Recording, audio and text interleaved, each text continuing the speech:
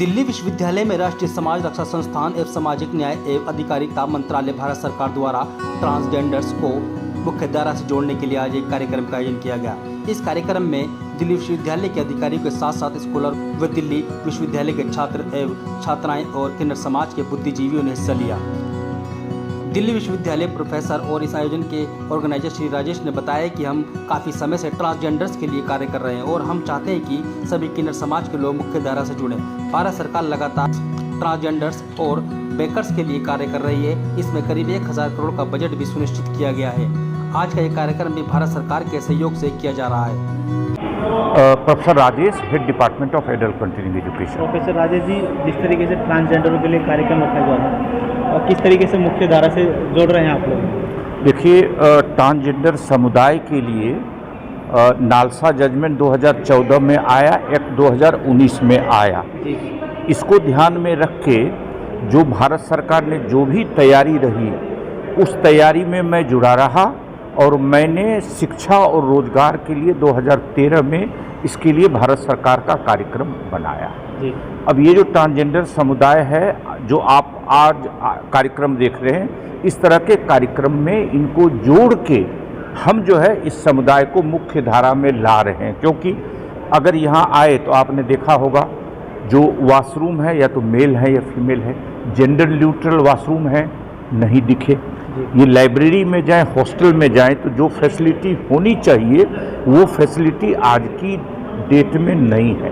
तो इस तरह के कार्यक्रम से हम इनको जोड़ना चाहते हैं कि जिस तरह ये और भी ज़्यादा आगे बढ़ पाए। 22 से लेकर 2026 तक के लिए रिसोर्सेज दे रखे हैं और ट्रांसजेंडर और बेगर्स के लिए स्पेशल ग्रांट 1000 करोड़ से ज़्यादा का इन्होंने एलोकेट भारत सरकार ने किया है। और ये भी जो कार्यक्रम आज का ट्रांसजेंडर एक्ट का है, ये भी भारत सरकार के ही सहयोग से हो रहा है। तो भारत सरकार का काफ़ी अच्छा कदम चल रहा है, जिसमें विश्वविद्यालय भी अपनी भागीदारी कर रही है। क्या पहले भी इस तरीके के कार्यक्रम होते रहे हैं, लेकिन इतनी एक्टिवली नहीं होते रहे हैं जितनी एक्टिवली कि अभी हो रहे हैं। तो अब हमारी ये कोशिश है कि और ज़्यादा ये उत्सुकता के साथ और जागरूकता के साथ ये हमारे विश्वविद्यालय और महाविद्यालयों में हो पाए। ठीक। मैम, क्या नाम है? Professor Sushma Yadav. Professor Sushma Yadav, transgender के लिए आज कार्यक्रम क्या है? मुख्य लक्ष्य क्या है इसका? इस कार्यक्रम का मुख्य लक्ष्य जो अभी नया कानून बना है नालसा जजमेंट के बाद, इस कानून के बारे में अवेयरनेस फैलाना है और सेंसिटाइजेशन करना है। तो अवेयरनेस करना है सभी के बीच में, ट्रांसजेंडर्स के बीच में भी और बाकी सब शिक्षक समुदाय, विद्यार्थी, शोधार्थी समुदाय के बीच में, क्योंकि परिवर्तन वहीं आएगा और उस परिवर्तन के लिए उनको तैयार करना है।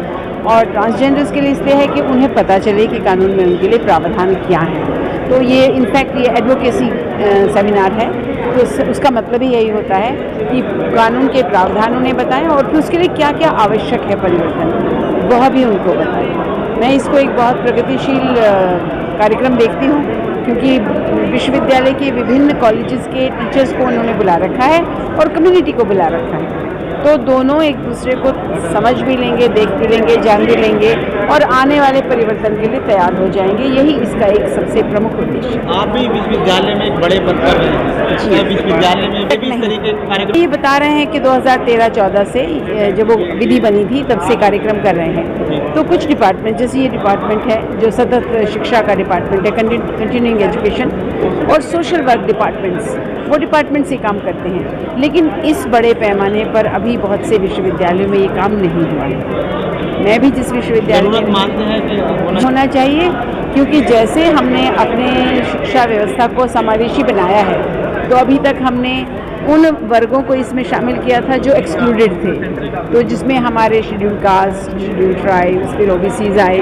हाँ, और अब क्योंकि ट्रांसजेंडर्स को हमने रिकग्नाइज किया है कम्युनिटी के रूप में, जिनको सब अधिकार मिलने चाहिए, शिक्षा का अधिकार उनमें सबसे पहला है, इसलिए इस प्रकार के कार्यक्रमों की बहुत आवश्यकता है। लेकिन नर कल्याण बोर्ड के सदस्य देविका देवेंद्र ने बताया है कि जिन लोगों को हम ट्रांसजेंडर्स कहते हैं, भारत सरकार द्वारा उनको मुख्य धारा में जोड़ने के साथ साथ किन्नर समाज को शिक्षा से जोड़ने का प्रयास किया जा रहा है, जिससे हमारे जीवन में बदलाव आ सके। देविका देवेंद्र ने कहा है कि आज तक हम समाज में अपनी पहचान के लिए संघर्ष कर रहे हैं, हमारी कोई आइडेंटिटी कार्ड तक नहीं होता। हम चाहते हैं कि हमारा पहचान पत्र बने, जिससे हमारा चहुमुखी विकास हो सके।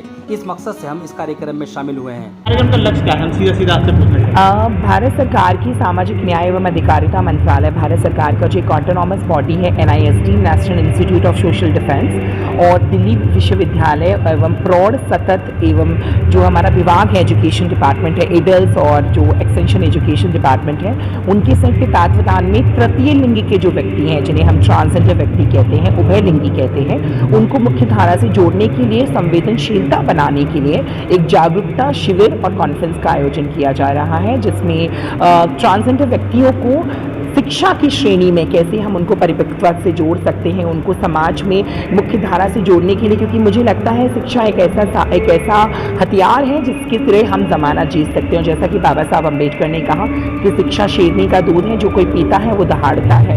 तो मुझे लगता है कि दिल्ली विश्वविद्यालय में इस तरीके का कार्यक्रम होना, और उसमें समाज का सबसे शोषित वर्ग जिसका कोई अस्तित्व नहीं है, आज तक हम लोग अपनी पहचान के लिए संघर्ष कर रहे हैं। 2014 में नालसा जजमेंट आया और हमें हमारी पहचान मिली, तो ये हमारे लिए बहुत बड़ी बात है। आज का क्या लक्ष्य कार्यक्रम का? जो सबसे पहले जो हमारे ट्रांसजेंडर जो समुदाय है वो बहुत विस्तृत समुदाय है। उसमें सिर्फ किन्नर समाज ही नहीं, उसमें ट्रांसजेंडर पुरुष, ट्रांसजेंडर महिला, जोगपास और किन्नर समाज के लोग आते हैं। तो एक विस्तृत समुदाय है, तो उसमें चहुमुखी विकास के लिए भारत सरकार की योजनाएं हैं। उसके तहत ट्रांसजेंडर समुदाय ये सोचता है कि आज के कार्यक्रम का लक्ष्य था जो समाज में किन्नर समाज के जो लोग हैं, जो देह व्यापार करते हैं, भिक्षावृत्ति में लिप्त हैं, बधाई से जीवन यापन करते हैं, उनको शिक्षा देते हुए, उनको शिक्षा से जोड़ते हुए, निःशुल्क शिक्षा से जोड़ते हुए मुख्य धारा में लाने के लिए इस तरीके के प्रयास। और सबसे पहला आइडेंटिटी कार्ड, यानी हमारे पहचान पत्र। जब तक हमारे पास पहचान पत्र नहीं होगा, हम समाज में अपने आप को मनवा नहीं पाएंगे और सरकार के पास आंकड़े नहीं आएंगे। तो आइडेंटिटी कार्ड इशूज कराने के लिए, जिसे जिलाधिकारी यानी DM, डिस्ट्रिक्ट मजिस्ट्रेट या कलेक्टर के द्वारा दिया जाता है, उसके लिए भी यहाँ पे विस्तृत चर्चा हुई आज।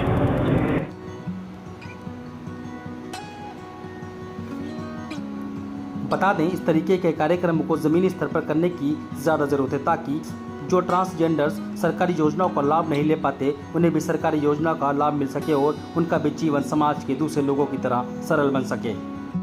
हर जगह पे, ताकि उनको ये अगर फ्रेंडली इन्वायरमेंट हम इस्टेब्लिश करेंगे तो they will able to join us in the regular mode of education.